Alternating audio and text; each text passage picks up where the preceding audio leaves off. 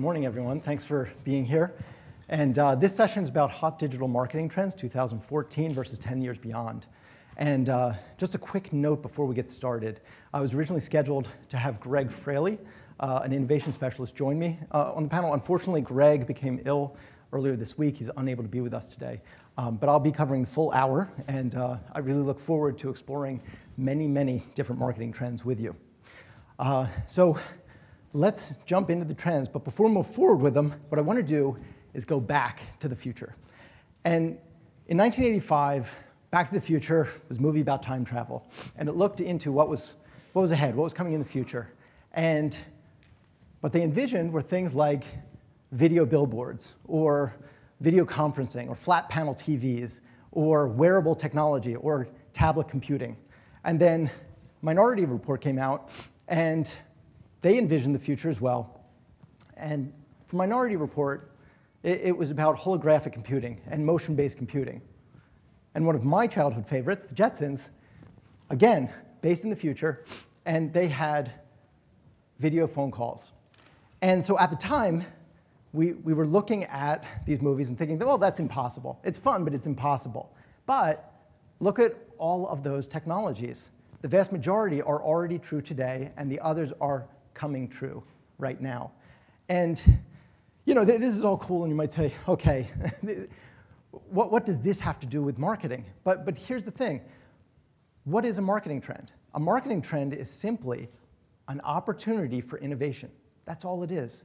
It's an opportunity for you to come up with innovative products, innovative services, innovative customer experiences. And it's a huge, distinct advantage for you if you see what's coming next. So think about Ted Turner. Years ago, he envisioned a 24-hour news cycle and a channel that would pump out news all hours of the day, all seconds of the day. And people at the time thought he was nuts. They thought he was crazy. And they said that it would never work. Yet CNN today is a global powerhouse. And so it's to your advantage to be looking for the marketing trends, identifying them, and then capitalizing on them. You need to take action. So let's dive in. And the first set of marketing trends that I'd like to cover are what I categorize as paradigm shifts. They're fundamental shifts in the way that we have traditionally done marketing. And one of the most important is predictive and adaptive marketing. So today, you typically probably go into the office and say hi to your colleagues, you grab a cup of joe, you go over to your computer, and then you fire up your marketing campaigns. And you manage your campaigns, you pump out some data, and you analyze the data, and then you figure out what to do next. So the problem with that is that you're determining what to do next based on historical data. You're basing it off of what worked in the past and might not necessarily work in the future. And so ComScore is prognosticating that there's going to be a huge shift over towards predictive marketing, where your software and your management capabilities are going to predict what would happen if you did A, or if you did B, or if you did C, how your marketing results would change. So this is a huge fundamental shift in the way that we think about marketing. Now, coupled with this is adaptive marketing. So you're running your campaigns, and what if your analytics could inform you on the fly? What if it could automatically adjust what your campaigns were doing on the fly? And in order to do this, what we're going to need to see is holistic analytics. So a movement away from a lot of siloed analytics platforms, more towards holistic analytics. And what that's going to do is, for instance, let's say you're in the travel industry, or let's say you're a local business. Weather might be a huge factor for you. So weather patterns and the weather forecast is going to be factored into the predictive analytics that you're using. Or you might be looking at customer feedback on the web, or you might be looking at online chatter. Whatever's relevant to you, you're going to be looking at this holistic set of data, and it's going to automatically inform you of, again, if we do A, these are the results that you're going to get with your campaign, whereas if we do B, you're going to get completely different results, and these are the results. And so it's a fundamental shift, and the question is, are you going to be ready for it? So another paradigm shift is omnichannel marketing. And with omnichannel marketing, think about how large corporations work today. And we're talking about reality, not the ideal, but reality. I worked with one of the largest retailers in the country a few years ago, and it was Black Friday, the most important day of the year for a retailer, and their TV advertising was doing one thing, and their online communities were doing something completely different. Facebook and Twitter were doing something completely different. Social was doing something, email marketing was doing something different. Even their weekly circulars was doing something different. Now, how can this be? How does this make sense? And this is a company that spent a boatload on digital. It was digitally savvy to a certain degree, but it was missing the boat on this. And we pointed it out at the time, and they just would have nothing to do with it. Why? Because in large corporations, the marketing is not customer-focused, it's territory-focused, right? If you own email marketing, you own email marketing. If you own social, you own social. And this is just dead wrong. And so what we have to do is shift over towards omni-channel marketing. Now, actually, let me just continue with one more thought here. So with omni-channel marketing, think about your customer. So think about your brother, your sister, your next door neighbor, your best friend. Think about anyone. And if they see an online display ad, do they say, oh boy, that's an online display ad? Of course not. Of course not. What do? They just have a brand experience, right? Whether it's HP, whether it's IBM, whether it's Starbucks, they're just having a brand experience. They don't care what shape or format it's in. And so with omni-channel marketing, we have to move towards a more integrated understanding of the customer and understand that to them, the channel doesn't exist. So I'm going to say that again. To the customer, there are no channels. There are only brand experiences. The channel is going away. Not only is the channel going away, but digital is going away as well. And what do I mean by that? Well, in a very similar fashion to omnichannel marketing, the customer doesn't care whether you're online or offline or whether you're in store. They don't care what experience it is. It's just a brand experience. And then also think about the physical world around you.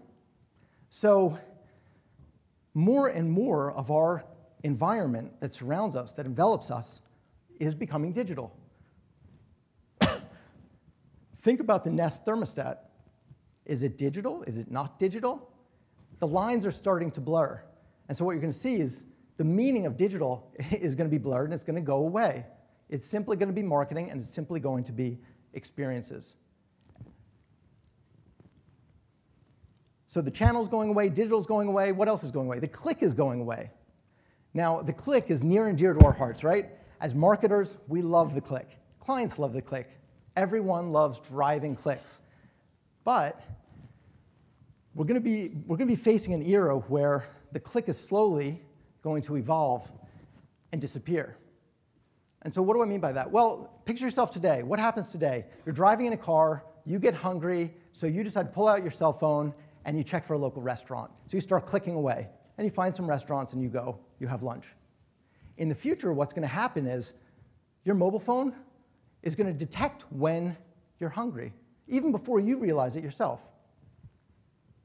And then it's going to know where you are based on your location. It's going to know what you ate yesterday, so it will know what to avoid today for lunch. And it's going to know whether you're on a diet or whether you like steak or whether you like fish. It's going to know all of your personal preferences. And so not only will it serve up a restaurant that you should go to and provide you with the directions, but it will also explain to you what you would prefer on the menu. Now think about that. In order to get that information today, you would be clicking and clicking and clicking and clicking and clicking. And in the future, you're going to get that information without one click. And what happens if this is reality? This becomes the expectation of consumers. And if this is the expectation of consumers, guess what? They're going to expect it of your brand. It's going to happen. And so let's also examine the click from the physical standpoint. What is a click? You're physically pressing down, right? Well, it's evolving, right? What do we do with our cell phones today? We swipe, we scroll, we pinch. We're also looking more. Think about Google Glass. And there's actually technology in Sweden which enables eyesight to power your mouse, to become your mouse for your computer. There's technology that enables your thoughts to power the user interface. It's rudimentary, but it exists. We're going down this path. There's a product company called Affdex, AFFDEX, which already is selling a technology which scans your facial expressions to understand your emotions. So think about this. A consumer is looking at your ad. A consumer is looking at your website. A consumer is looking at your Facebook page. And without them clicking anything to tell you how they feel, without them telling you, giving you any feedback, you're automatically understanding how they're reacting to your advertising and your marketing. And so it's rudimentary today. The technology is run by webcams. But what happens in the future when this is integrated into the very screen itself? And that's what's going to happen. Eventually, this type of technology is going to be integrated into computers, into the screen, and you're going to get direct real-time feedback about what's happening with your marketing. Another trend, growth hacker marketing. So think about traditionally how large corporations run their marketing, right? You get a budget, and then you hoard it, right? You want to make sure that you hold on to your budget, and so you spend every penny. And then you see what your results are. And if you don't spend every penny, what happens the next year? They cut your budget the next year. It's a crazy way of running marketing, but that's the norm in large corporations. That's the way we do it today. So growth hacker marketing is the exact opposite. It's a paradigm shift. It's saying, no budget, zero. What we're going to do is we're going to grow. We're going to grow as quickly as we can, as much as we can. And then once we have results, once we've grown, that's when we're going to have a marketing budget. And so it's a very scientific-based type of marketing. It's not so much interested in the crazy idea or the creative. It's much more interested in understanding scientifically what works and what doesn't work. And so you look at someone like Airbnb, and what did they do?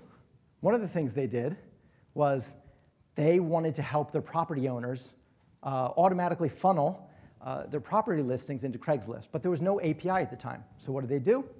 They hacked a solution to enable them to do that. You look at Dropbox, and what did they do? They created a referral engine, right? No traditional advertising, no print. All they did was they created a referral engine. If you refer more people, you get more free product. What did Twitter do?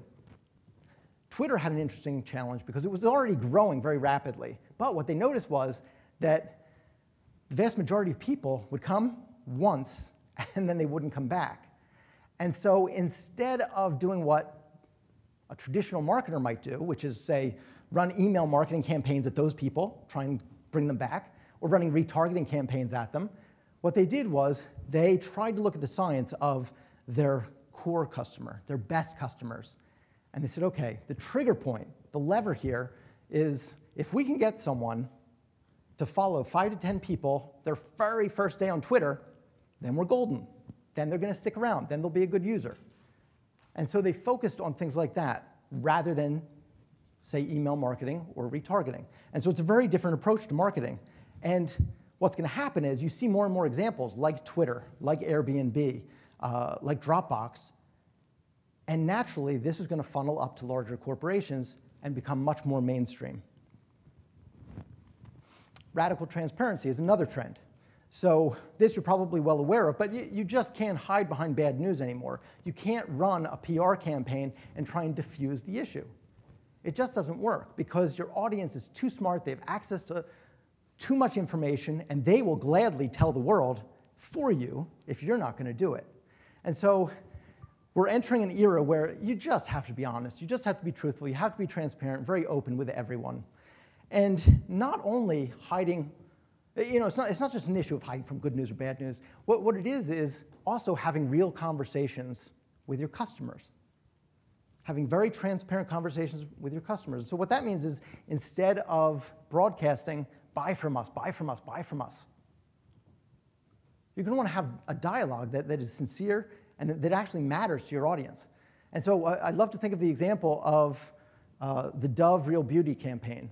And I'm not sure if all of you have heard of it, but it was the most viral, it was the fastest growing viral video ad ever. And it had more than 114 million video views within the first month. And what they did was they had an FBI forensic specialist come in, and he was behind a curtain, and then they had women come in one by one, and the women would describe what they looked like to the forensic specialist. He would draw a portrait of them. Then the women left, and people who had just met these women would then come in one by one and describe what these women looked like, and he would draw another portrait. And so he never saw any of them. But at the end of the ad, they're showing the portraits side by side. And what was very interesting, and it totally makes you cry, is the women, when they described themselves, were very critical, very harsh on themselves, whereas others talked about how radiant they were, how beautiful they were.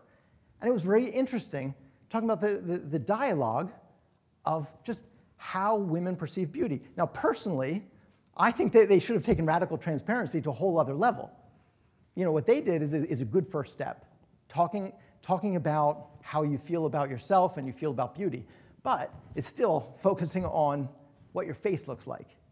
How about inner beauty? That would be the next step in radical transparency, is having a real conversation about inner beauty. So those are the major paradigm shifts that are coming, and we as marketers have to prepare for them. So what I want to do now is look at very targeted, very specific sets of trends. The first being screens, just the basic fundamental screen. Screens are going to be everywhere. You're going to be heading to the office, and you're going to throw your screen onto your dashboard. You're going to get to the office, walk into a room, meet with a client, and throw up a holographic image of the screen and interact with it with your client. You're going to come home, and you're going to throw your screen onto the kitchen counter, onto the refrigerator, onto the dining room table, wherever you want. Basically, anywhere where there's a flat surface, you'll be able to have a screen. And beyond that, longer term, even if it's not a flat surface, you'll be able to have a screen. And so this is even happening today to a very basic degree. Samsung is already selling a refrigerator that has a built-in screen. And it's connected. It has pre-built apps such as weather apps and Evernote. It even has a baby monitor, so you could be cooking in the kitchen while simultaneously watching your kid upstairs sleeping. And this is happening today. But that's a pretty stupid appliance, right? I mean, it doesn't go far enough. So what's going to happen next is we're going to have intelligent screens embedded in our appliances.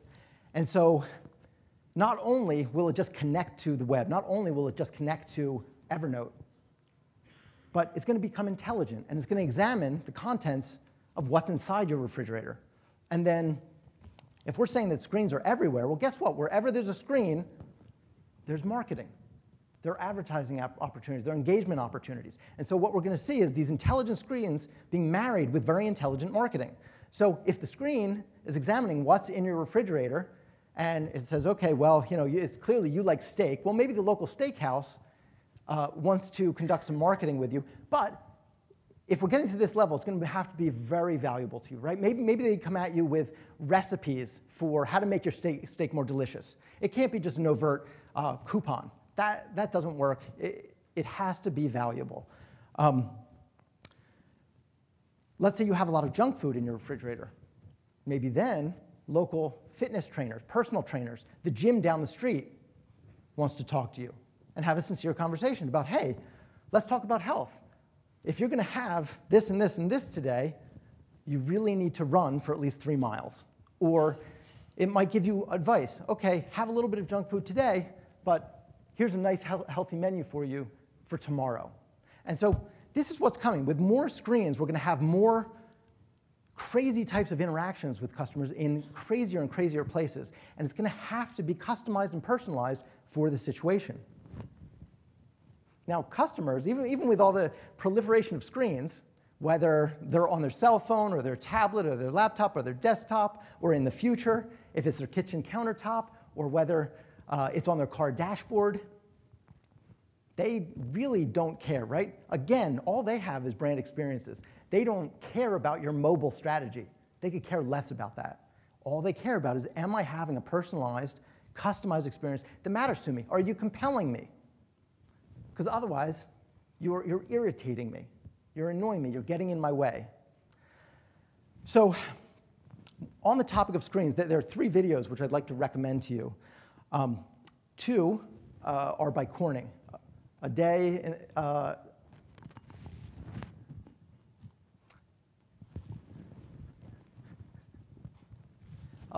made of glass. And so it's a day made of glass 1 and a day made of glass 2. And then Microsoft also has a similar type of futuristic concept video called Productivity Future.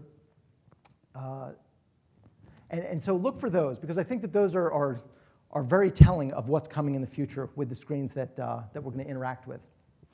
OK, so we have the screen. Now what's on the screen? Let's talk about design for a few minutes. So let's go back in time, and let's go back to 90 days before Apple was about to go completely belly up. And Steve Jobs returns to Apple, and what does he do? He returns them to a design focus, and they become a design-focused company again. And he does that with products like the iMac. He does it with physical space like the Apple Store. He does it with ecosystems like iTunes. And Apple goes on to become the most valuable company in the market. So you can see the power of design. And you can see it all around us today as well, as more and more companies become design-focused. Think of Pinterest. Even Facebook and Google are now very, very design-focused. And you're going to need to be, because if your consumer is looking at 2 different options, one is gorgeous, one is intuitive, one is not, they're clearly going to opt with the design-focused product.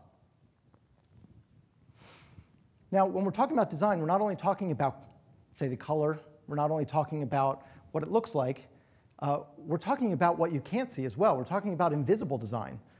And it's going to be critical that you factor this into your future decision-making, your future marketing plans and product development plans as well, because your competition is.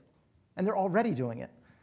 Look at the Jawbone Up, or look at the Nike Fuel Band. Look at the Nest thermostat.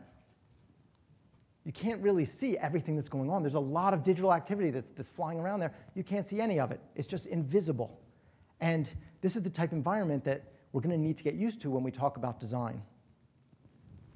So we've talked about screens. We've talked about design. Now let's get into advertising, connecting with customers. So advertising is going to be everywhere. Some people think that the banner ad is dead. How many banner ads do you think there were last year? How many impressions? Just any guess. Yes. Higher. Yes.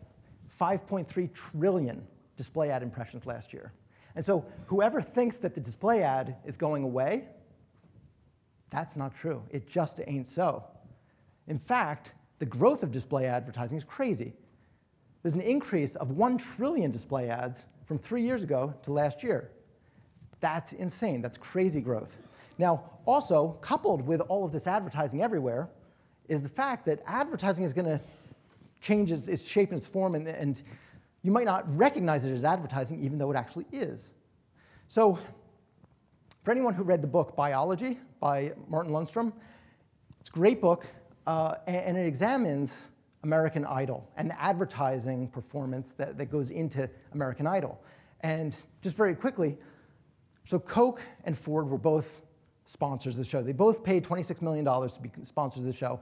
Coke made sure that if you were watching Simon Cowell, or more recently, Randy Jackson, or J-Lo, you were seeing them sipping Coke on the show. Or you might see a red room, or you might see red contoured couches. The recall rate of the Coke commercials was astronomical. And it's because over 60% of the show had representations of the Coke brand, somehow, some way, over 60% of the show. And so that really benefited Coke. Now contrast that with Ford. Ford opted just to do basically traditional TV commercial spots, right? The incredible thing is, it wasn't that they had a smaller lift in recall rates on their commercials. The recall rates on their commercials went down. In other words, they spent the same $26 million as Coke to have a negative effect. That's crazy. That's nuts. But it tells us where the future of marketing has to go. Now, with all of this advertising everywhere, there's a heck of a lot of fragmentation. You know, if you even want to just run a simple display campaign, you decide, okay, well, am I going to go direct? Am I going to use a network? Am I going to use a DSP? Am I going to do audience targeting? Am I going to do site targeting? Am I going to do search retargeting? Am I going to do keyword retargeting? On and on and on. And this is only going to intensify. And so get ready. If it's already bewildering today, by next year it's going to be even more so. Now, there's also another trend, purpose-driven marketing, where this kind of ties back into radical transparency. And what this is all about is focusing on why you exist and communicating that very clearly and transparently with your customers and helping the world. And so look at companies like Tom's Shoes or Warby Parker, and you can see where this is all going. And you might say, okay, those are a couple of random examples. Whatever, this is all fluff. Move on to the next trend. Jim Stengel, the former CMO of P&G, ran a study. And he found that purpose-driven organizations grew 3 times faster than their competition. 3 times faster. That's crazy. That's real results. And if you think that large organizations aren't smart enough to pick up on this, that's just not true. This is where marketing is going. Mobile. So mobile is a great one because we could have talked this entire session about mobile. FutureM could have been solely about mobile, and we still wouldn't have run out of things to talk about by the end of the 3 days. Obviously, all of you know that mobile is a huge, huge, huge trend, right? So let's just focus in on a couple of very specific sub-trends within mobile. The first is mobile as the new hub. You have 6.8 billion cell phones around the world. You have smartphones coming on very strong. In Q3 of last year, the majority of Americans finally had a smartphone. Now, it's a little different globally. There's still a lot of opportunity for growth globally. But this year, there are going to be over 1 billion smartphone sales for the first time ever. For the first time ever. And so if you look at mobile, it's gaining so much traction, even with, think about leaving in the morning. You know, you never thought about, oh, I can't leave in the morning without my desktop, obviously, and you never thought, oh, I can never leave the house without my laptop. But 70% of people say that they would never leave home without their smartphone. Tablets. Tablets are a whole other entity that's growing like crazy. The iPad is the fastest growing technology product in history. And it grew 3 times faster than the iPhone. Last year, in the final quarter of last year, shipments of tablets actually surpassed that of both computers and laptops. And so with all of these stats, the reason for going through all of these stats is just we can't avoid it. You go into the office today, and there are desktops everywhere, right? That's going to change. Mobile is going to become the new hub. And what's interesting is we're going to have a new type of mobile user in the future, and that's the mobile-only user. So talk to any preteen today. Typically, they're going to be mobile-only. My daughter, she's mobile-only. The only time that she touches a desktop is at school. To her, a desktop is totally secondary. Everything is mobile-centric. And so get ready for this new era of consumers. And think about it. Think about your marketing today. Think about what your marketing has to be in 2014. What if your customers only experience your brand through mobile? Think about that for a second. Is your brand ready? Is it strong enough? Is it compelling enough? So another very hot area is video, obviously. And with video, Look at YouTube. Tremendous growth. YouTube is now the second most popular search engine. The second most popular search engine behind Google. That's crazy. There are, what is it? I think there are 60 billion or 40 billion video streams every single month in just the United States alone. Video ad spend is doubling from last year to 2015. So there's a lot of growth in global, but here's the kicker. And this is what I want you to pay attention to, because it's indicative of what's going to happen. OK, let's say one of your customers experiences your brand, experiences some type of your marketing. 72 hours later, if what they read was text, they're going to remember 10% of your message. 10%. If you showed them an image, they're going to remember 65%. If you show them a video, they're going to remember 95%. 95%. So going from 10% for text to 95% recall rate for video is tremendous. We can't stop this train from happening. It's going to happen. Remember, years ago, when every single year we said, oh, next year is the year of mobile. Next year is the year of mobile. And it never happened until it finally did. And the same thing is going to happen with video. I believe that next year, 2014, is the year of video.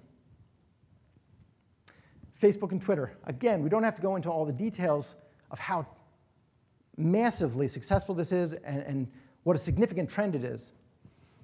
So let's just look at something very, very significant to you, and that is a game changer. Facebook goes public, a game changer. Twitter announces it's going public, a game changer. Why? Because they necessarily need to have great relationships with their revenue sources. That's marketers.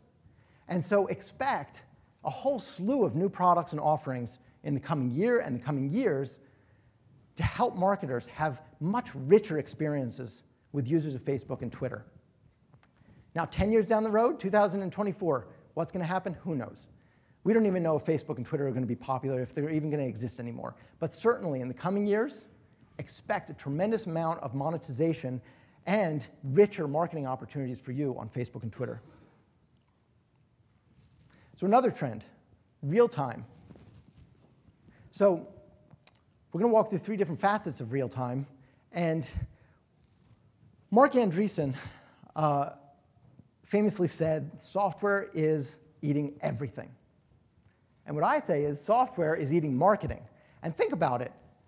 If you're a digital marketer, you go in and you have software for your email marketing campaigns. You have software for your display advertising and real-time bidding. You have software for your search campaigns. You have software for pretty much anything you want to do. If you're designing websites, Adobe's Creative Suite is all online now. You need a responsive grid, it's online. You want to test in 20 different browsers, it's a press of a button now. Literally, it's a press of a button, and you're testing on 20 different browsers. You want landing page testing? Fine, easy. It's all software. And so if you are not embracing software as a core part of your marketing DNA, you're going to be left behind. Real-time bidding. So if we are talking about advertising, it's all moving towards real-time bidding. And a good example of this, Inc. magazine named Boston's own DataZoo as the fastest growing marketing company in the country. Real-time bidding is the way that advertising is moving. It's all moving towards real-time. Social is a good example where, of course, you're going to have a lot of real-time interactions, right? The most commonly used example of real-time marketing using social media is Oreo Cookie's tweet during the Super Bowl. When there was a blackout during the Super Bowl, everyone was going nuts. And they said, oh, you can still dunk in the dark. And everyone loved it. Everyone went crazy, right? That's cute. It's a novelty. It's a stunt. That works now, but in the future, we're going to have to become more meaningful with our marketing. Let's say you sell industrial products in the B2B space. This doesn't work. Cute doesn't work. You have to become valuable. But you can, and you can do it in real time. And it might not be buy, buy, buy. What it is how about customer service? Just awesome customer service through social channels. It can be listening and uncovering people in need who might not even know you in real time. And so real time is happening, whether it's software, whether it's RTB, whether it's social.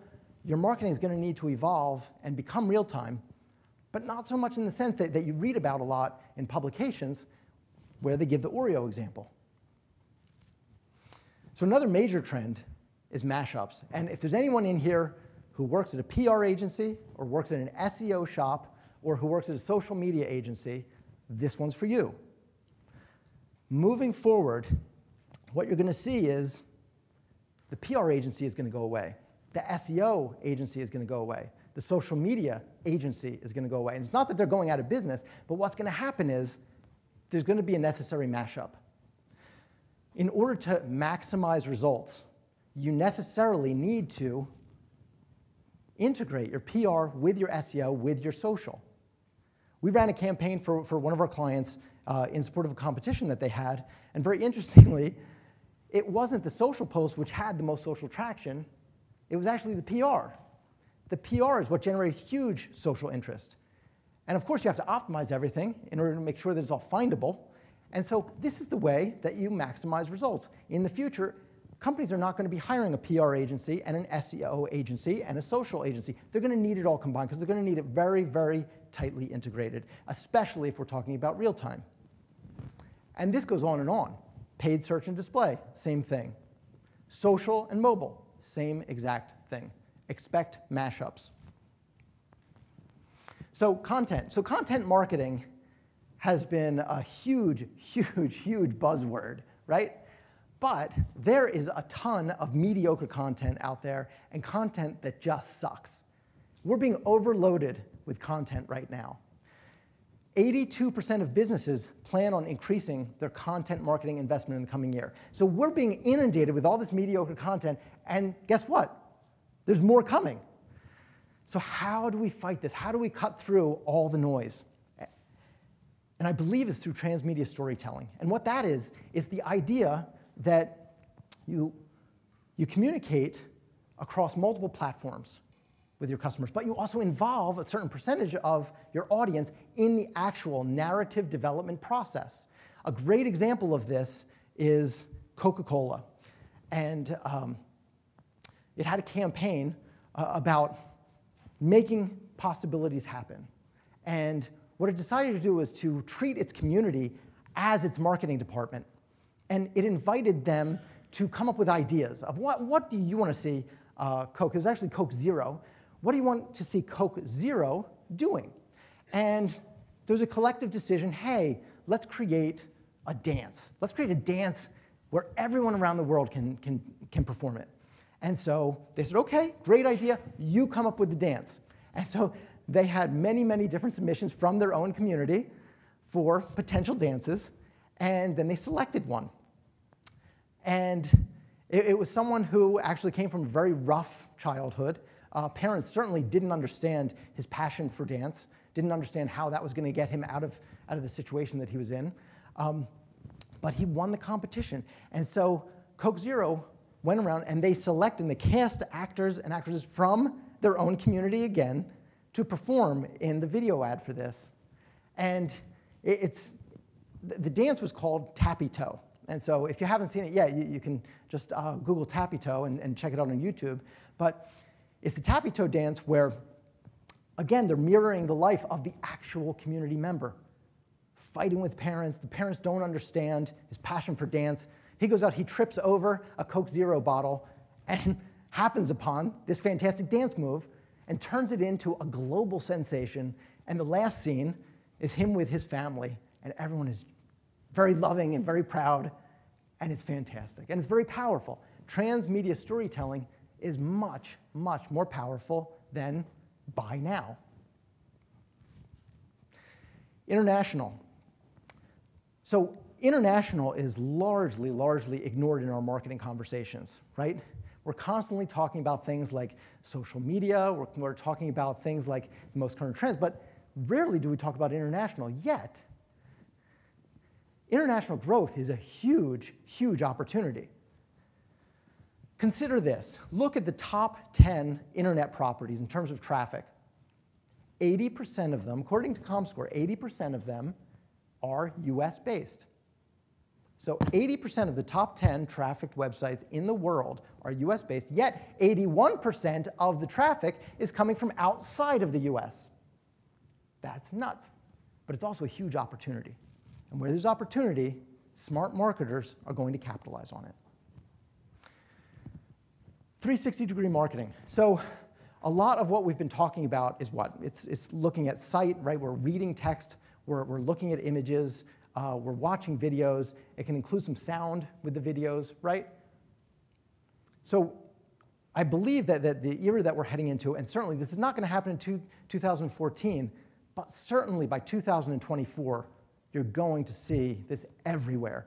And that is sensory exploration. You see it now in stores. I mean, you walk into many fast food restaurants, and that smell of French fries, it's not real. It's not really the French fries that's cooking. They're pumping that in. It's to provide you with a sensory experience to make you want to eat French fries. There are clothing stores which do this. There are many, many retail operations which use the sense of smell. And why aren't we doing it in the digital world as well? Why aren't we doing it when we're interacting with screens? And then there's the whole sense of touch. If we are moving towards a motion-based, interactive type of computing environment, instead of the click, then what if it's not just movement, but you're touching something? You can actually feel the texture, and it actually can help you have a better experience. And so again, I don't think this is going to happen in 2014, but by 2024, it absolutely will. So let's look at the summary of all the trends that we went over today. So we covered a lot of ground, right? We covered 26 different trends. That's a lot.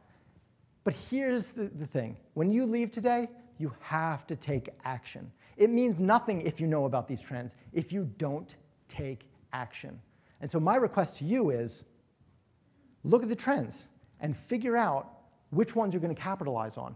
Because remember, what's a marketing trend? It's an opportunity for innovation. Now, how do you capitalize on the trends? And so this is where I want to point you to a resource. It's trendwatching.com. And they literally just came out, I believe it was last week, with a consumer trend canvas. And it walks you through a roadmap of how you go from trend to innovation. Now, this is very focused on the B2C market, but it's very easily adaptable for the B2B market as well. And so you can take the trends, you can take these trends and mash them up with your consumer needs. Because remember, what you're doing is not just mashing up trends and figuring out new services that you can offer. It needs to be customer-centric. It needs to be customer-focused. And then when you start mashing up these ideas and coming up with brilliant new innovations, then it's going to be very powerful. And so, again, I just want to encourage you, go back to the future. These trends are going to happen. When we watched Back to the Future, we thought, it's impossible, right? It happened. When we watched Minority Report, we thought, it's impossible. It's starting to happen. When we watched The Jetsons, we thought, impossible. It's already happening. And so take these trends, figure out which ones you're going to capitalize on, and then innovate like crazy and help your business thrive. Thank you very much.